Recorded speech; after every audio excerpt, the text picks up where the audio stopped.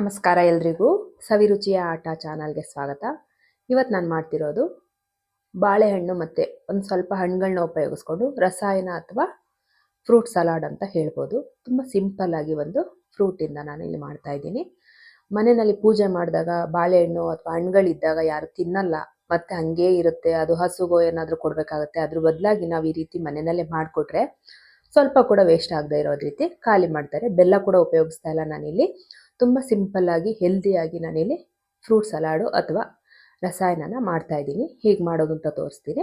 ತುಂಬ ಸಿಂಪಲ್, ಒಂದು 5 ನಿಮಿಷನೂ ಬೇಕಾಗಲ್ಲ. ಹೇಗೆ ಮಾಡೋದು ಅಂತ ನೋಡ್ಕೊಳ್ಳೋಣ. ಅದಕ್ಕೂ ಮೊದಲು ಯಾರಾದರೂ ನನ್ನ ಚಾನಲ್ ಸಬ್ಸ್ಕ್ರೈಬ್ ಮಾಡಿಲ್ಲ ಅಂದರೆ ಹಾಗೆ ಸಬ್ಸ್ಕ್ರೈಬ್ ಮಾಡ್ಕೊಳ್ಳಿ. ನನಗೆ ಪೂಜೆದು ಸ್ವಲ್ಪ ಬಾಳೆಹಣ್ಣು ಮತ್ತು ಒಂದು ದಾಳಿಂಬೆ ಮತ್ತು ಒಂದು ಆ್ಯಪಲ್ ಇದೆ.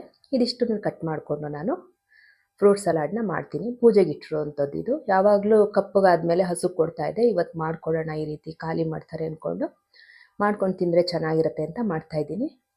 ಇವಾಗ ಇದೆಲ್ಲದನ್ನು ಕಟ್ ಮಾಡ್ಕೊಂಡು ಬರ್ತೀನಿ. ಕಟ್ ಮಾಡ್ಕೊಂಡಿದ್ದೀನಿ ನಾನು.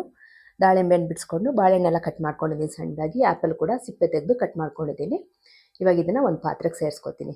ಕಟ್ ಮಾಡಿ ಬಿಡಿಸಿಟ್ಕೊಂಡಿರೋಂಥ ಹಣ್ಣನ್ನೆಲ್ಲ ನಾನು ಪಾತ್ರೆಗೆ ಸೇರಿಸ್ಕೊತೀನಿ. ಇನ್ನೂ ಬೇರೆ ಹಣ್ಣುಗಳಿದ್ರೂ ನಾವು ಇದಕ್ಕೆ ಸೇರಿಸ್ಕೋಬೋದು. ನನಗೆ ಇವಾಗ ಇದು 3 ಫ್ರೂಟ್ಸ್ ಇದ್ದಿದ್ದು ಮನೆಯಲ್ಲಿ, ಅದರಿಂದ 3 ಕಟ್ ಮಾಡ್ಕೊಂಡಿದ್ದೀನಿ. 3 ಥರದ್ದನ್ನು ಕಟ್ ಮಾಡಿಕೊಂಡು ಒಂದು ಪಾತ್ರೆಗೆ ಹಾಕ್ಕೊಂಡಿದ್ದೀನಿ.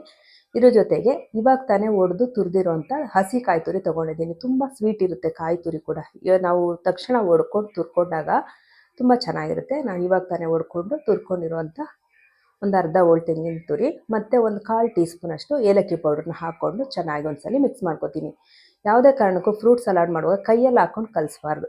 ಅಂದರೆ ಈ ಕಿಚ್ಚಪಚ್ಚ ಅನ್ನೋ ಥರ ಎಲ್ಲ ಕಲಿಸ್ಬಾರ್ದು. ತಿನ್ನಬೇಕಂದ್ರೆ ಬೇರೆಯವ್ರಿಗೆ ಅಸಹ್ಯ ಅನಿಸುತ್ತೆ. ಅದರಿಂದ ನಾವು ಒಂದು ಸ್ಪೂನ್ ಮುಖಾಂತರ ಈ ರೀತಿ ಮಿಕ್ಸ್ ಮಾಡ್ಕೊಳ್ಳೋಣ. ಇದಕ್ಕೆ ನಾನು ಒಂದು 7-8 ಅಥವಾ ನಿಮಗಿನ್ನೂ ಜಾಸ್ತಿ ಬೇಕಂದರೆ ಗೋಡಂಬಿ ಹಾಕ್ಕೊಳ್ಳಿ. ನಾನಿಲ್ಲಿ ಸ್ವಲ್ಪ ಗೋಡಂಬಿ ಮತ್ತು ಸ್ವಲ್ಪ ದ್ರಾಕ್ಷಿನ ಹಾಕ್ಕೊಂಡಿದ್ದೀನಿ. ಮತ್ತು ನಾನಿಲ್ಲಿ ಬೆಲ್ಲ ಸಕ್ಕರೆ ಏನು ಸೇರಿಸ್ತಾ ಇಲ್ಲ, ಜೇನುತುಪ್ಪನ ಸೇರಿಸ್ತಾ ಇದ್ದೀನಿ. ಜೇನುತುಪ್ಪ ಇದು ಊರಿಂದು ಜೇನುತುಪ್ಪ, ನಾಟಿ ಜೇನುತುಪ್ಪ. 2 ವರ್ಷದಿಂದ ಇದೆ ನೋಡಿ, ಏನೂ ಆಗಿಲ್ಲ, ಅಷ್ಟು ಚೆನ್ನಾಗಿದೆ ಜೇನುತುಪ್ಪ.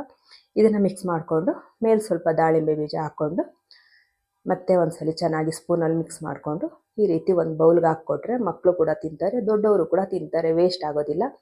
ಬರೀ ಬಾಳೆಹಣ್ಣು ಕೊಟ್ಟರೆ ತಿನ್ನಲ್ಲ, ಅಥವಾ ಬರೀ ಹಣ್ಣುಗಳು ಕಟ್ ಮಾಡಿಕೊಟ್ರೆ ತಿನ್ನಲ್ಲ ಅಲ್ವಾ. ಈ ರೀತಿಯಾಗಿ ಮಾಡಿಕೊಟ್ಟಾಗ ಯಾವಾಗ ಖಾಲಿ ಆಯಿತು ಅಂತಲೂ ಗೊತ್ತಾಗಲ್ಲ, ತುಂಬ ಇಷ್ಟಪಟ್ಟು ಕೂಡ ತಿಂತಾರೆ. ಮೇಲೆ ಸ್ವಲ್ಪ ಮತ್ತೆ ಹನಿ ಹಾಕ್ಕೊಂಡು ಕೊಡ್ತಾಯಿದ್ದೀನಿ ನಾನು, ಮತ್ತೆ ಸ್ವಲ್ಪ ಜೇನುತುಪ್ಪ ಹಾಕಿ ಕೊಡ್ತಾಯಿದ್ದೀನಿ.